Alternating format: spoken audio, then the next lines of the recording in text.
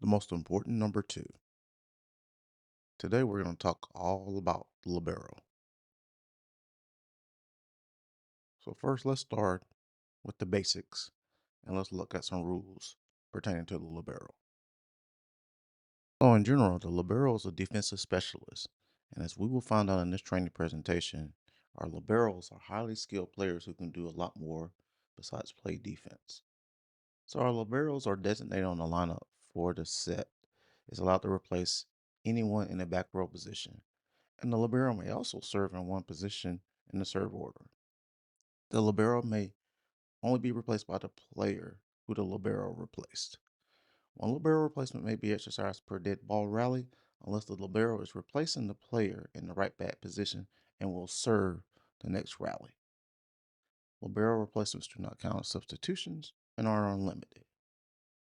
A libero replacement shall take place between the attack line and the end line in front of that team's bench, and a libero replacement should be completed during the dead ball prior to the whistle and signal for serve.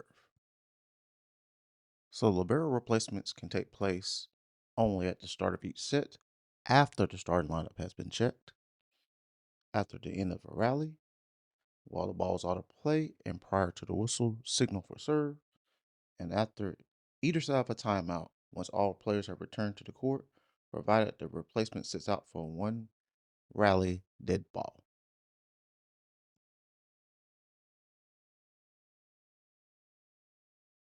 Libero replacements before the start of a set. This diagram kind of highlights what we just went over. This is a common libero replacement that may happen at the start of a set with a team that is serving, where our libero will replace our middle back player.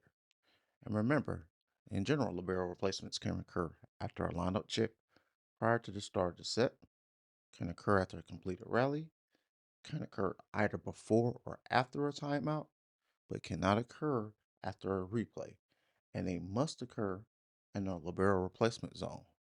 And remember, a libero can replace any back row player, and libero replacements are unlimited and do not count as substitutions. In the video, you're going to see that our libero is going to replace the right back player for the team on the right, who is the receiving team for the first serve in this rally.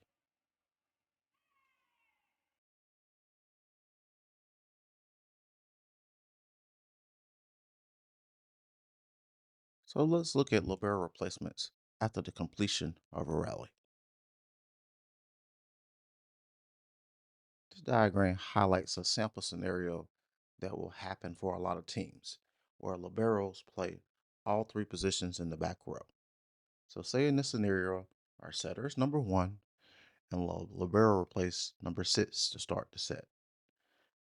Our team is in rotation two and is receiving, which would make our libero the left back.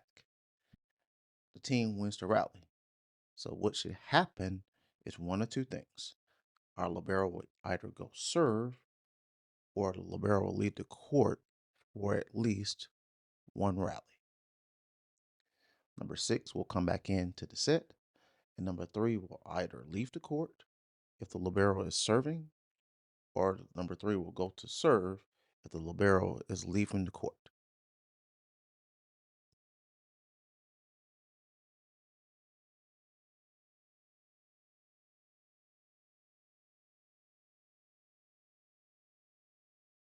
So let's watch some videos where we have our libero leaving the court for at least one rally.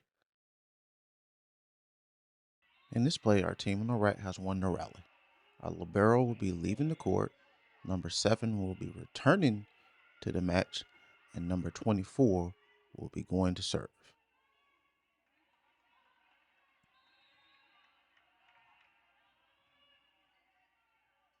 Following the loss of rally, number 24 for the team on the right will leave the court as our libero will return to the match and play the right back position. Our opposite is number 7, who is the left front. Let's see scenarios where our libero is going to serve.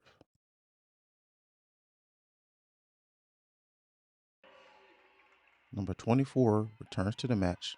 Number 7 leaves the court as our libero is now serving. Remember, number 24, number 7, and our libero for the team on the right are interconnected in our libero replacement so far. Here we see the same thing occurring at another point in the match where number 24 returns to the court, number 7 leaves the court, and our libero will now serve.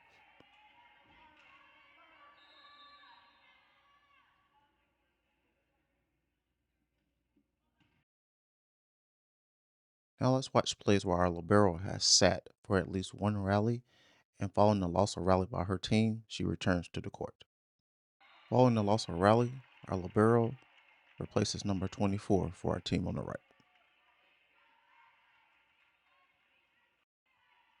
At a different point in the match, following the loss of rally by our team on the right, number 24 leaves the match and our libero returns to the match in the right back position for our team on the right.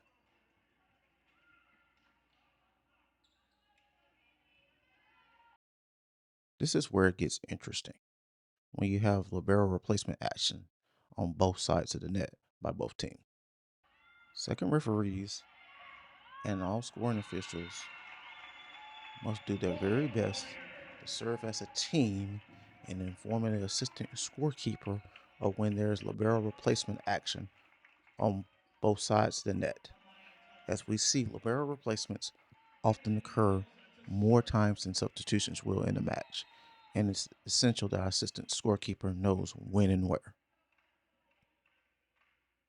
So, with all this action of libero replacements, how do we keep track of it? This is a sample libero tracking sheet used by the assistant scorekeeper.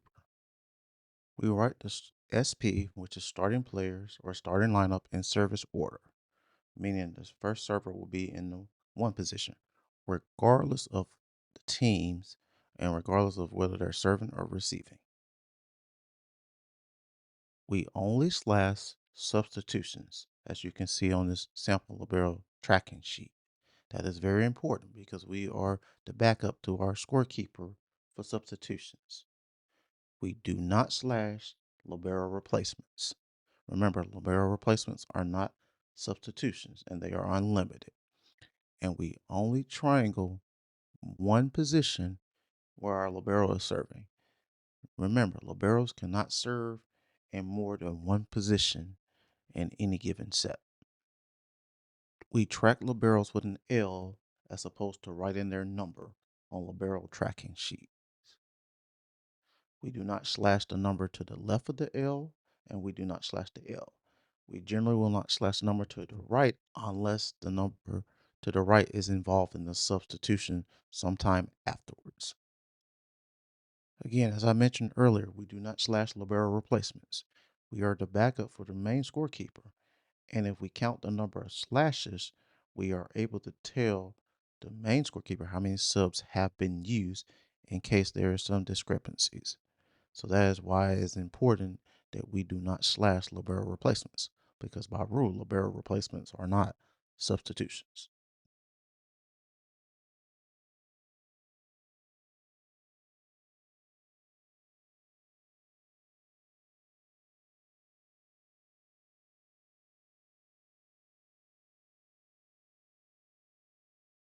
The most important number two, all about the libero.